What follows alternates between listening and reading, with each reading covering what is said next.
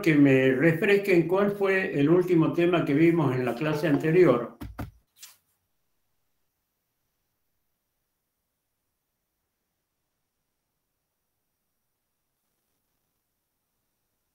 Hemos visto clases de organizaciones económicas. Bien, la última que fue la organización económica mixta, que decíamos que era una mezcla de lo que era la capitalista con la socialista.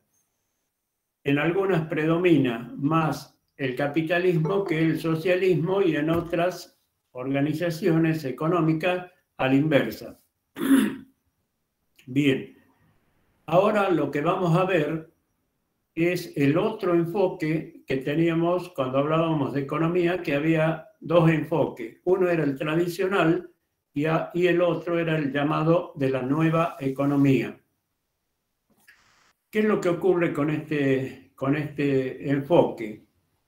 En primer lugar, la nueva economía, tema de estudio, pasan a ser una serie de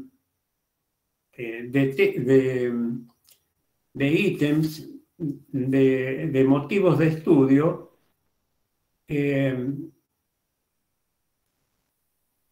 asuntos que atañen a otras disciplinas del conocimiento científico. Por ejemplo, tema de estudio de la economía es el desgranamiento y la deserción escolar, cuando esto nos sonaría más a un tema de las ciencias de la educación. Tema de estudio de la medicina, de la economía, también es la drogadicción, la adicción a las drogas, al alcohol. Es decir, que estos serían temas que tienen que ver con la medicina, con el derecho, pero que también son temas que aborda la economía. Es decir, que antes el enfoque tradicional estaba circunscrito a estudiar la eficiencia que había en los arreglos institucionales que cada sociedad adoptaba para solucionar el problema económico. Ahora, ese autolímite que se había impuesto en la economía desaparece y se expande como mancha de aceite hacia el horizonte y toca temas que pertenecen a otras disciplinas del conocimiento científico, como hace un momento lo decía. Pero para entender la nueva economía es necesario comprender lo que es el comportamiento racional y el intercambio de mercado. El comportamiento racional se evidencia de dos tipos: a través del método o bien de los resultados. A través del método significa que antes de tomar una decisión o elegir un camino, pienso, evalúo las consecuencias que puede tener la acción y en función de ello tomo la decisión. Ese es por el método, es decir, primero pienso, luego existo. Ahora, el comportamiento racional también se evidencia por vía de los resultados, que sería que uno no mide las consecuencias de la acción y directamente la lleva a cabo.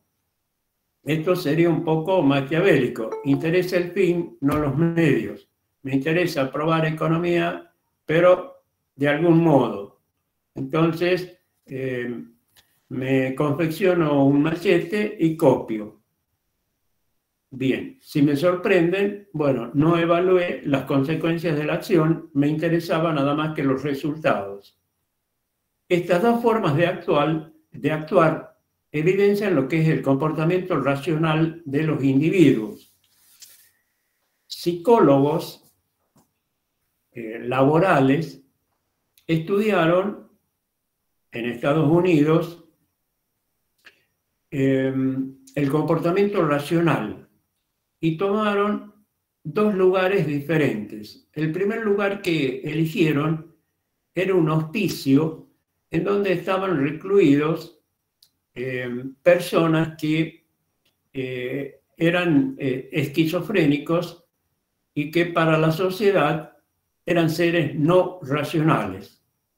Entonces estos psicólogos se presentaron en el hospicio y reunieron a los 44 internos que había. Y les dijeron: a partir del lunes de la semana que viene, ustedes van a poder trabajar libremente en lo que cada uno de ustedes crea conveniente. Podrán trabajar en la cocina, podrán trabajar en la biblioteca, podrán trabajar en la lavandería, podrán trabajar en los jardines, etc. Les fueron dando una serie de alternativas para que eligieran. Y les dijeron: a medida que más horas ustedes trabajen, se van a ser acreedores a un premio. Les vamos a entregar una chapita y esta chapa les va a permitir a ustedes acceder a privilegios que hoy no tienen. Como por ejemplo, permanecer en la sala de lectura o en la sala de televisión más allá de las 10 de la noche, que era el horario al cual ya se los confinaba a la habitación para que durmieran.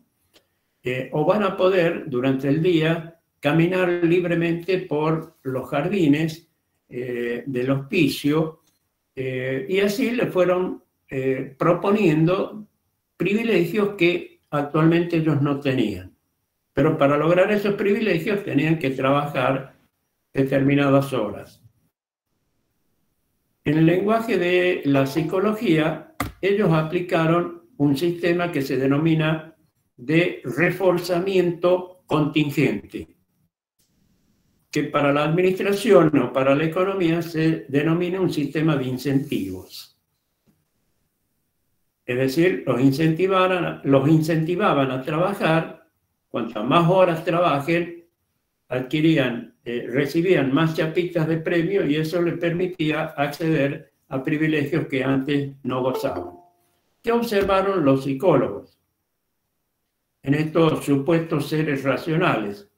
Que a partir del primer día, en donde aproximadamente el conjunto había trabajado 20 horas, comenzaron a aumentar la cantidad de horas que trabajaron, hasta llegar el día jueves en alrededor de 45 horas, y se estabilizó más o menos esa cantidad porque el experimento duró 15 días. Bien. La conclusión hasta ese momento es que estos supuestos seres no racionales que estaban recluidos en un hospicio habían reaccionado como cualquier ser humano, evidenciando un comportamiento racional. Ante el ofrecimiento de un premio, nos sacrificamos para lograrlo.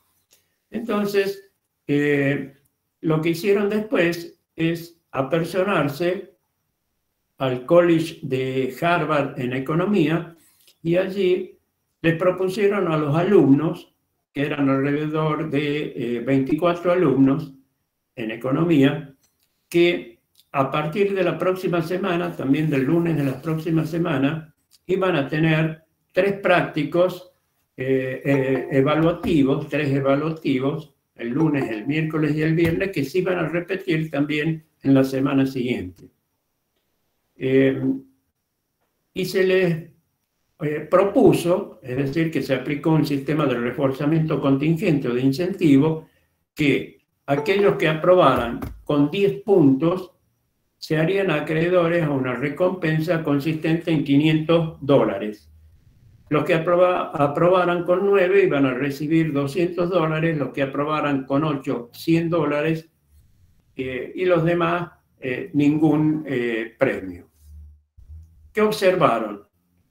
Que una vez que finalizó el experimento, de los 24 alumnos, 8 se ubicaban con 10 puntos, 4 con 9 puntos, con 8 puntos se ubicaron 3, después con 7, después con 6. Lo llamativo es que ninguno resultó reprobado, es decir, que todos sacaron una nota superior a los 4 puntos, a los 3 puntos, perdón. Bien, es decir, que los alumnos de este curso de economía habían evidenciado un comportamiento racional exactamente igual que aquellas personas que se consideraban que no eran racionales, es decir, que el experimento fue exitoso. Volvieron a apersonarse al hospicio y les propusieron a los 44 internos que a partir de la próxima semana y durante 15 días, ellos también podían elegir de nuevo en qué trabajar. Pero esta vez no iban a recibir ninguna recompensa que les diera lugar a que pudieran acceder a privilegios. Es decir, no iban a recibir ninguna chapita para que intercambiaran luego por los privilegios. Es decir, aplicaron en el lenguaje de la psicología un sistema de reforzamiento no contingente. Es decir, para nosotros sería un sistema sin incentivos. ¿Qué observaron? Que el primer día los internos habían trabajado alrededor de 44 horas. Pero luego vieron que al llegar al último día del experimento, paulatinamente las horas que trabajaban por día conjuntamente fueron disminuyendo hasta llegar a alrededor de 18 horas. Conclusión. ¿Qué evidenciaron con esta conducta? Que tenían un comportamiento racional. Ante la privación de privilegios, no les interesaba trabajar y observaron esta conducta. El mismo experimento lo formularon en el curso de economía. Reunieron a los alumnos y les dijeron, van a tener los 3 prácticos la próxima semana, que se van a repetir la siguiente, pero ustedes pueden aprobarlo al práctico, pero no van a recibir ningún premio en dinero, ni ningún tipo de privilegio. ¿Qué fue lo que observaron? Que los alumnos que aprobaron con 10, la cantidad de alumnos fue de 4. Con 9 aprobaron 3, con 8 aprobaron 2, con 7, 5, y así se ubicaron los alumnos. Pero lo llamativo fue que 3 alumnos habían reprobado los prácticos. Conclusión. ¿Qué pasó con los estudiantes de economía? Que evidenciaron un comportamiento racional al aplicarse ese sistema de reforzamiento no contingente y que ante la ausencia de un estímulo para que estudiaran y recibieran su recompensa, no lo hicieron y ese fue el resultado. Es decir, se probó de que todos los seres humanos evidenciamos un comportamiento racional. El intercambio, ahora, hablábamos de la nueva economía que tenía el comportamiento racional y el intercambio de mercado. Para que se dé el intercambio de mercado, este tiene que ser mutuo y voluntario. Mutuo implica que ambas partes, vendedor y comprador, tienen necesidades. El vendedor necesita, por ejemplo, si es una panadería, de vender el pan, y el comprador necesita el pan, obviamente, para su alimentación. Y voluntario significa que cada uno lo hace de manera totalmente voluntaria, es decir, voy a comprar en donde me resulte más conveniente o más gustoso el pan, y el vendedor obviamente también lo va a hacer de la misma manera, va a vender cuando lo considere necesario. Eso es mutuo y voluntario. Entonces, en el intercambio de mercado, cuando evidenciamos un comportamiento racional, podríamos hacer lo siguiente. podríamos ejercitar 3 acciones. La primera es, para conseguir pan, por ejemplo, en una panadería, necesito dinero. Quiere decir que previamente voy a trabajar para hacerme acreedor a una retribución y con ese dinero poder adquirir el pan. La segunda alternativa que tendría es vivir de la caridad, es decir, pedirle al panadero que me regale un poco de pan. Tal vez el panadero me regala. Tal vez al día siguiente lo vuelvo a intentar y me vuelve a regalar, pero al tercer día es posible de que no me dé el pan. ¿Y qué otra alternativa tendría? Y ejercer coerción sobre el panadero, es decir, ofrecerle un intercambio apuntándolo con una pistola y decirle, me entregas 1 kilo de pan por tu vida. Es decir, ese intercambio que estoy proponiendo no es un intercambio de mercado. Primero, porque no hay una necesidad mutua, y segundo, y sobre todo, que ya no es voluntario, porque yo me estoy apropiando, yo ladrón, me estoy apropiando de algo que no es mío, que es la vida del otro, y le propongo un intercambio, su vida por el pan que yo necesito. Bien. Entonces, dentro de lo que es la nueva economía, existen 2 definiciones. Habíamos dicho que en el enfoque tradicional habíamos tomado la de Milton Friedman como la emblemática de ese enfoque. Y acá tenemos 2 definiciones muy similares que vamos a tomarla para este enfoque. Una de ellas está en el libro del ABC y la Z de la economía, de Valeriano García, que pertenece a Gordon, Tullock y Mackenzie. Esa definición dice que la economía es una ciencia que estudia la conducta humana, es decir, el comportamiento humano, en el contexto de la interacción social. Estudia la conducta humana en el contexto de la acción social. De la interacción, social. Es decir, que no estudia al individuo aislado, sino estudia nuestra conducta, pero en su relación con los demás individuos. La siguiente definición pertenece a Schleifer y Gleiser, que dice que la economía estudia las relaciones de los individuos entre sí. O sea que estudia las relaciones entre los individuos entre sí. Es muy similar a la anterior, pero ¿qué particularidad tienen? Comparada con las definiciones anteriores del enfoque tradicional, en donde nuestro propósito era probar la eficiencia que tenemos en transformar recursos en bienes para poder satisfacer más necesidades y de esa manera obtener un mejor estado o mayor estado de bienestar. Acá, en cambio, estas definiciones se asemejan a definiciones de la psicología, porque estudiamos el comportamiento, la conducta humana en el contexto ese de la interacción social, o estudiamos cómo se relacionan los seres humanos entre sí, como dice Schleifer. Bien, dentro de esto podemos analizar lo que son 2 especializaciones, dentro de la nueva economía existen 2 ramas. La economía que es positiva y la llamada economía normativa.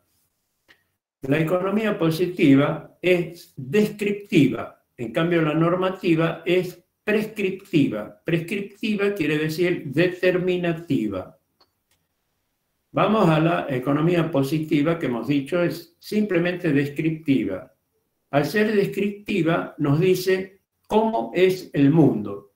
Es decir, se estudia el fenómeno de la realidad y no se efectúan juicios de valor sobre el mismo en función de la moral, de la ética, de nuestros principios, de la política, etc. simplemente se describe, nos dice cómo es el mundo. Bien, eso es cuando un economista actúa como un científico, está haciendo economía positiva. Por ejemplo, si nos dicen en este momento que la inflación de este mes va a ser del 6%, estamos describiendo simplemente cómo es un acontecimiento del mundo real.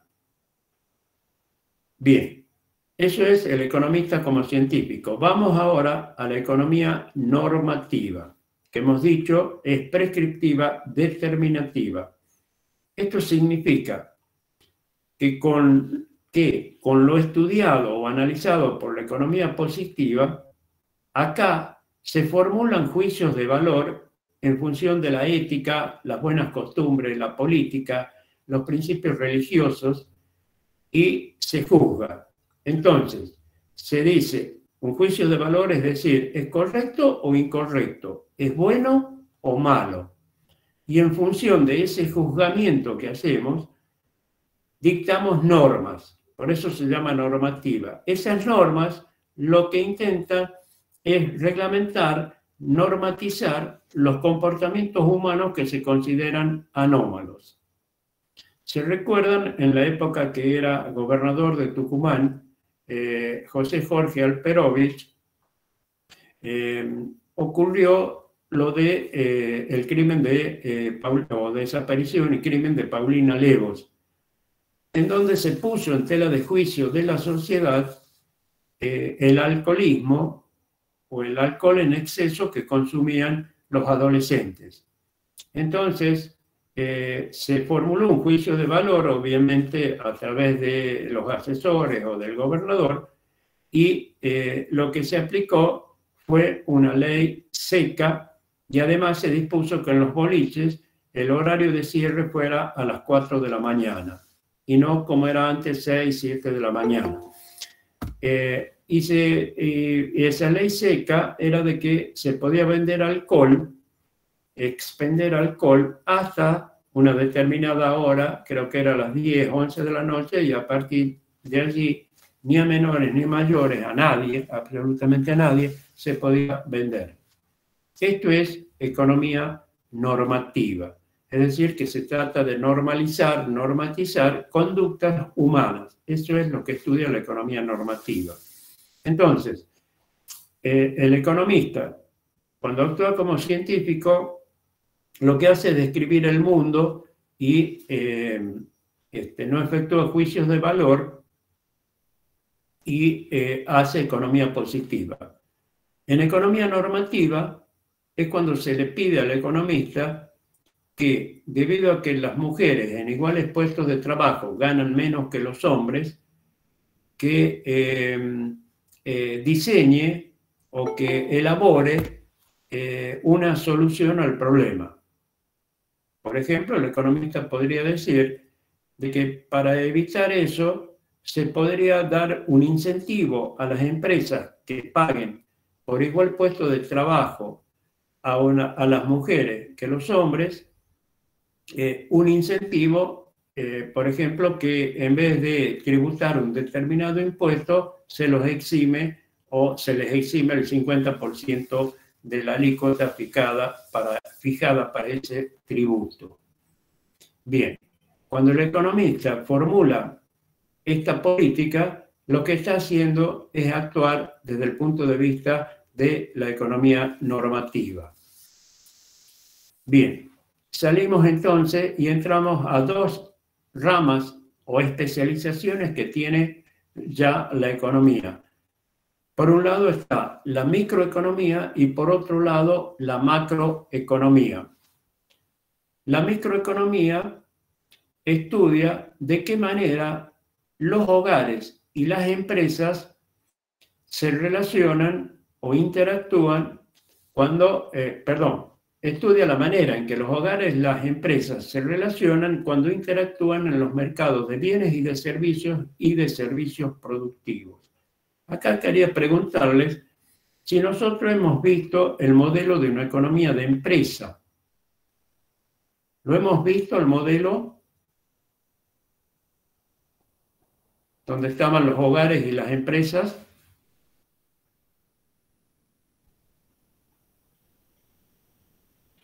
¿Me puede decir alguno?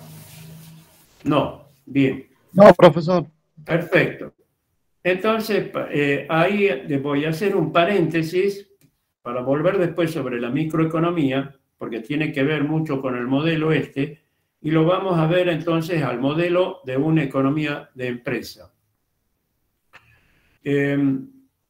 ¿Por qué modelo de una economía de empresa? Una empresa, ¿qué tiene? Por un lado tiene los proveedores y por otra parte los clientes.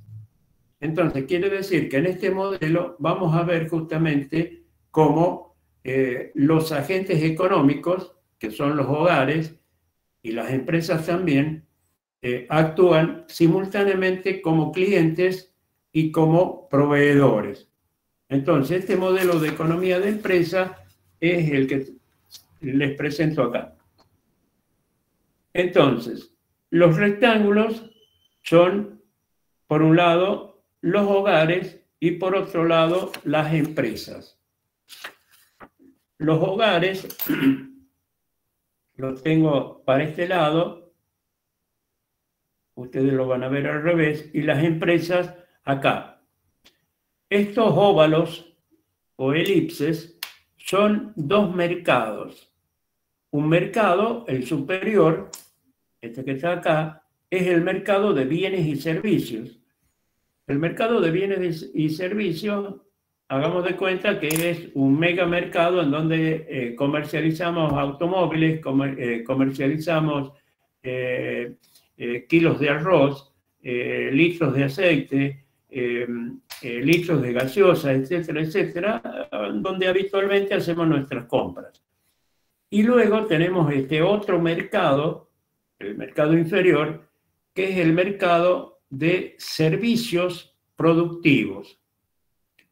¿Cuáles son los servicios productivos? Son los factores de la producción, los servicios de los factores de la producción, de la tierra, del trabajo y del capital. Entonces, el mercado de los servicios productivos, si hacemos partición del sistema, encontraríamos tres submercados dentro de este: el mercado inmobiliario, de la tierra, el mercado del trabajo, de los recursos humanos, y el mercado del capital correspondiente a los recursos materiales.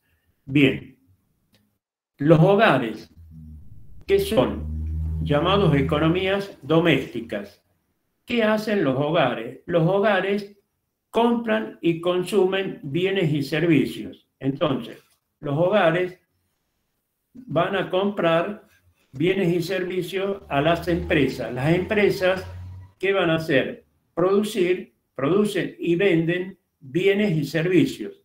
Entonces, las empresas hacen la oferta, acá está con línea de puntos, porque son las unidades físicas de bienes y servicios, por lo tanto ellos hacen la oferta de esos bienes y servicios acá en el mercado de bienes y servicios. Y los hogares demandan esos bienes y servicios. Es decir, los hogares compran y consumen. Pero como eso no es gratuito, la línea llena es que hay una corriente de dinero. Lo que pagan los hogares, genéricamente, es el gasto de los consumidores.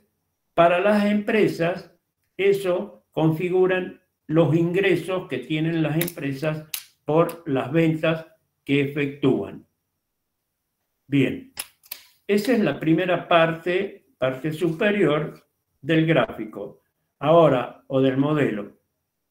Los hogares, ¿qué hacen en este mercado de bienes y servicios productivos, productivos? Los hogares poseen y venden servicios productivos a las empresas. Es decir, que los hogares hacen la oferta de bienes y de servicios productivos, acá en este mercado. ¿Qué servicios productivos? De la tierra, del trabajo y del capital. Y las empresas demandan esos servicios productivos, es decir, las empresas contratan servicios productivos, es decir, que demandan. Las empresas tienen que pagar por esos servicios productivos en dinero y para las empresas son costos. Para los hogares, esos costos son los ingresos que reciben los hogares. ¿Cuáles ingresos? Por el servicio productivo de la tierra, los hogares reciben rentas. Por el servicio productivo, recursos humanos, se recibe salarios.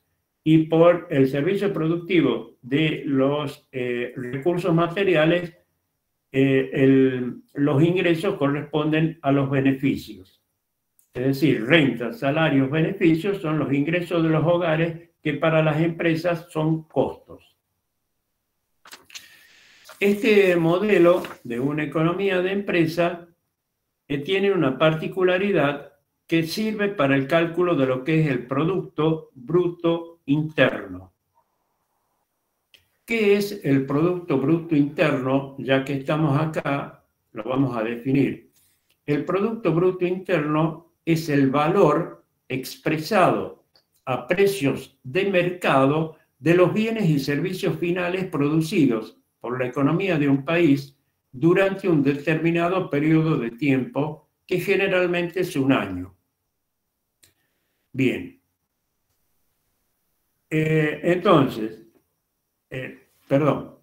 Producto Bruto Interno. ¿Por qué producto? Cuando decimos producto, estamos pensando en esta lapicera, en el celular, en la notebook, en los anteojos, es decir, pensamos en bienes finales. Eso es un producto, un bien final. Interno quiere decir que es todos los bienes que se han producido y servicios dentro de la frontera del país. Y bruto, PBI, bruto porque no están deducidas las amortizaciones o depreciaciones del capital. ¿Qué es la depreciación o amortización, si ustedes quieren llamarla así, también de los bienes de capital? Es la pérdida de valor que experimentan los bienes de uso o de capital por el simple hecho del transcurso del tiempo y de su propio uso. Esa es la depreciación. Entonces, bruto quiere decir de que no están deducidas las depreciaciones de los bienes de capital. Entonces, por eso, Producto Bruto Interno. ¿Cómo podemos sacar o calcular, más que sacar, el valor del PBI? Hay tres métodos. Uno es el método del gasto. Esto que era el gasto de los consumidores. Es decir, el método del gasto suma los gastados en bienes y servicios por los hogares, las empresas y el otro agente económico que es el Estado. Bien. ¿Cómo se calcula? Tomamos lo que se ha producido de automóviles, lo multiplicamos por el precio unitario y obtenemos un componente de esta gran sumatoria. Luego tomamos la cantidad de kilos de arroz que se han producido por el precio de venta que tiene en el mercado este producto y obtenemos otro sumando. Tomamos los litros de aceite que se han producido, supongamos de girasol, por el precio unitario del litro y obtenemos la producción expresada en dinero de lo que es el aceite. Y así con cada uno de los productos, obviamente bienes finales, de la economía de un país. Sería una sumatoria gigantesca de bienes y de servicios. Sumaríamos también la cantidad de kilovatts consumidos multiplicado por consumidos y producidos por las empresas o distribuidos por el precio unitario del kilowatt y obtendríamos la cantidad de kilowatts consumidos y producidos y sería otro sumando y así sucesivamente. Bien. El otro método para calcular el PBI es el método del ingreso. El método del ingreso está acá en la parte inferior del gráfico porque sería sumar los ingresos correspondientes a las rentas, a los salarios y a los beneficios. Y eso nos daría el Producto Bruto Interno por el método del ingreso, que sería igual a lo calculado por el método del gasto. Y hay un tercer método, que es el método del valor agregado. ¿Qué significa el valor agregado? Es el valor en términos de utilidad o mejora de un bien que cada etapa productiva lo incorpora. Por ejemplo, en una explotación forestal, el bosque, supongamos de pinos, se tala, se cortan casi a la base los rollos, no los rollos, sino el pino, y luego con la motosierra también se sacan todas las ramas. ¿Y qué es lo que obtenemos? Un rollo, es decir, de pino, que es transportado en un camión y llevado al aserradero. Esa sería la fase 1. La fase 1 tiene muy poco valor agregado incorporado en el producto. Luego, ese rollo llega a un aserradero y en el aserradero o se vende como poste, en donde se le hace quizás un tratamiento a la madera, se la impermeabiliza y o bien se la corta y se generan tablas. Es decir, hay un agregado de valor ahora, porque una tabla no es lo mismo que un rollo. Con una tabla puedo lijarla y hacer una repisa o una estantería. Bien. La tercera fase, que es la más importante de todas, en donde llega esa madera, ese tablón, a una carpintería, y en la carpintería es convertida en un mueble. Quizás en la puerta esa que tengo acá a mis espaldas, o bien en este modular que tengo también a mi espalda. Entonces, sobre todo el modular tiene un gran agregado de valor. ¿Por qué? Porque se han utilizado tintas, se han utilizado máquinas, horas hombres para hacer eso, se han utilizado herrajes, es decir, que genera un efecto expansivo en la industrialización, en donde hay un gran valor agregado y por lo tanto, comparado el valor del mueble con lo que era el rollo de madera, hay una gran diferencia. Es decir, hay un claro agregado en utilidad, es decir, en valor agregado. Como decir, una cosa es el trigo como explotación primaria, luego llevado a un molino se transforma en harina, y hay un agregado de valor superior a lo que era en la etapa primaria. Y luego sería en la panadería cuando es convertido en pan, en donde hay un gran también agregado de valor. Entonces, si sumamos los valores agregados de cada una de las etapas, de la primera, de la segunda y de la tercera, con todos los bienes hacemos lo mismo y vamos a obtener el Producto Bruto Interno por el método del valor agregado. Bien, vamos ahora a seguir con lo que hablábamos de la microeconomía.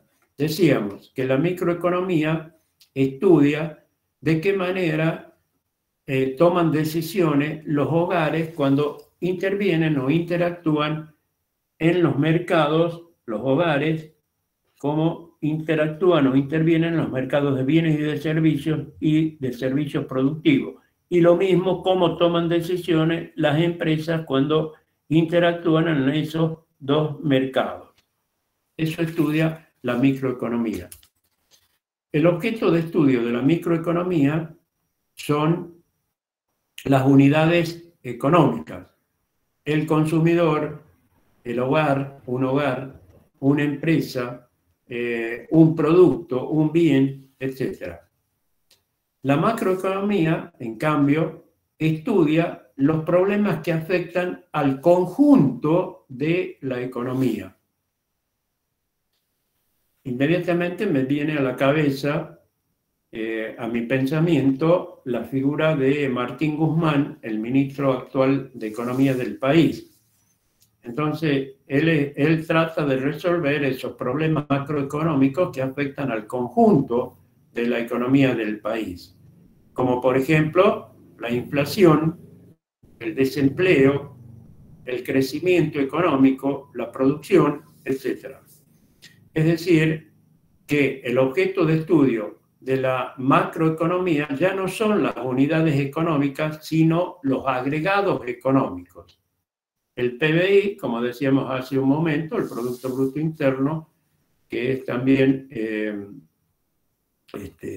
un aspecto macroeconómico, surge de la adición de diferentes valores. En el caso del valor agregado, o el método del gasto, o el método del ingreso, la sumatoria de los ingresos nos da el Producto Bruto Interno. Bien, eso es objeto de estudio, los agregados económicos son objeto de estudio de la macroeconomía. Las unidades económicas es el objeto de estudio de la microeconomía. Y luego tenemos lo que se denomina una economía de mercado, que cuando hablábamos de nuestro país, que tiene una organización mixta, más capitalista, sobre todo con predominio del capitalismo, pero se basa en lo que es una economía de mercado. La economía de mercado estudia cómo asignan los recursos, los hogares y las empresas cuando intervienen en los mercados de bienes y de servicios productivos. O sea, que el objeto de estudio de la economía de mercado es de qué manera los hogares y las empresas asignan los recursos productivos, que tienen que ser eficientes esa asignación cuando intervienen en los mercados de bienes y de servicios y en el de servicios productivos. Bien, hace un momento hablaba y les decía de los agentes económicos. ¿Qué son los agentes económicos?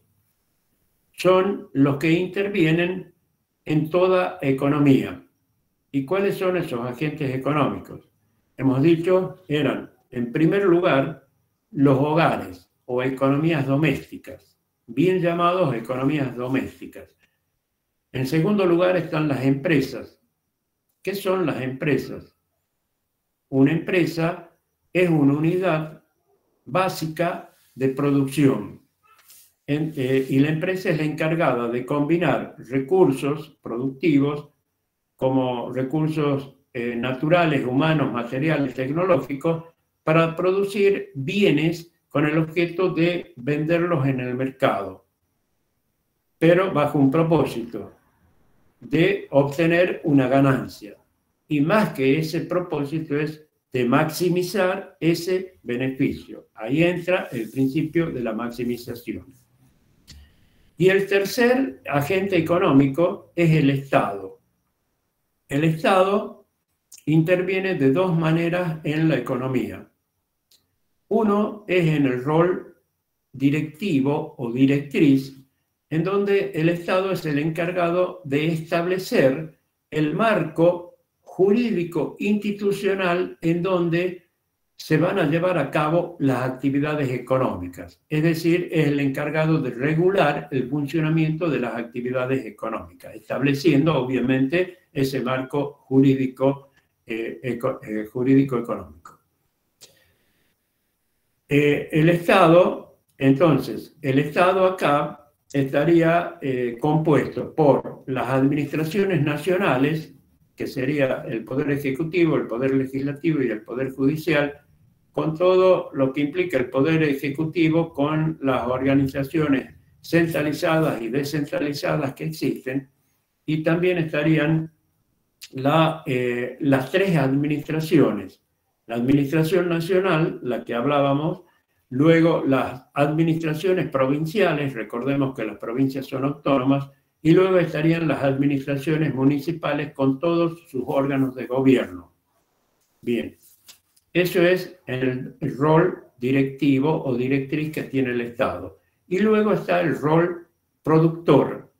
En este rol, el Estado se comporta igual que una empresa privada. Es decir, que no es el rol que le compete hacer el Estado.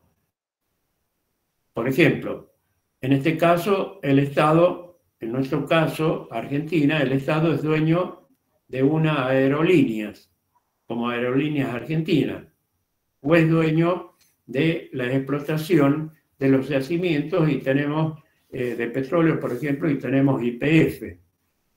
Todos este rol productor que tiene el Estado, cuando estatiza las empresas que pertenecen al campo privado realmente, que son las únicas que pueden, el sector privado es el único creador de riqueza y de generación de empleo. El Estado no está para eso, el Estado está para cumplir los fines que la Constitución dice, es decir, brindarnos seguridad, salud, defensa, educación, justicia. Para eso existe el Estado. Bien. Y para finalizar, recién hablaba en el método del valor agregado de las diferentes etapas productivas. Entonces, vamos a ver los sectores productivos. ¿Cuáles son? Están el sector primario, el sector secundario y el sector terciario. El sector primario está constituido por aquellas actividades que tienen un bajo valor agregado. Por ejemplo, la caza, la pesca, la minería, la silvicultura, que es justamente la explotación forestal. Bien, eso es el sector primario. El sector secundario es el sector que se caracteriza por que tiene o proporciona un gran valor agregado. Es decir, que acá es el sector industrial. Allí está el sector secundario, es el industrial. Y el sector terciario lo que hace es apoyar, brindar servicio a los dos sectores anteriores, al primario y al secundario. Es decir, que tercia entre ambos. Entonces, el sector terciario está constituido por los servicios, como ser los servicios profesionales, los servicios de transporte, los servicios de telecomunicaciones, los servicios de energía, etcétera, etcétera, etcétera. Esos son, entonces, los tres sectores económicos de una economía. Bien, con eso hemos terminado la clase de hoy. Si quieren realizar una pregunta, me la hacen. Si no, de lo contrario, que tengan unas buenas noches y nos veremos, si Dios quiere, el próximo jueves. Bueno, profe, que ande bien. Bien, vayan poniendo el presente, exactamente como ha hecho ahora Candela Moreno, me está pasando el presente ahí, así que por favor vayan haciéndolo todos, porque hay 47 en este momento que están logueados en la clase. Bien, nos estamos viendo entonces. Hasta luego. Hasta luego. Profe, buenas noches. Buenas noches. Bueno. Hasta luego.